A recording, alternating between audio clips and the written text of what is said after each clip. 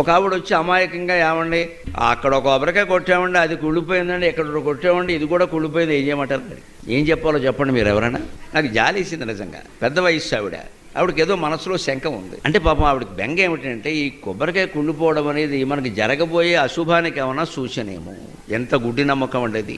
మన జీవితం ఇంత చేస్తే కొబ్బరికాయ మీద ఆధారపడి ఉందా? ఇక్కడే ఎందుకు అని ఆలోచించాలి. కొబ్బరికాయ కుళ్ళిపోవడానికి నీ జీవితం కుళ్ళిపోవడానికి సంబంధం ఏంటి? ఎందుకు ఇలా ఆలోచిస్తున్నావు? పైగా మనం కొట్లో కొనేటప్పుడు దేవుడి కోసం అంటే మంచి కొబ్బరికాయ కొంటాం, కానీ కుళ్ళిపోయింది కొనమే.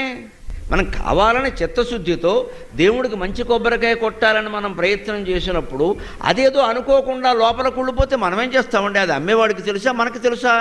అలాగనే ఏమండి దేవుడికి తెలుసు కదండి, నా చేతికి మంచి కొబ్బరికాయ ఇచ్చేలా చేయొచ్చు కదండి. దేవుడికి వేరే పని ఏమి లేదా? నీ కొబ్బరికాయ లెక్కెట్టుకుంటూ కూర్చుంటాడా? అంచేతను మనం ఈ ఎందుకు అన్న ప్రశ్న వేస్తే ఈ ఆలోచన పక్కకి వెళ్ళి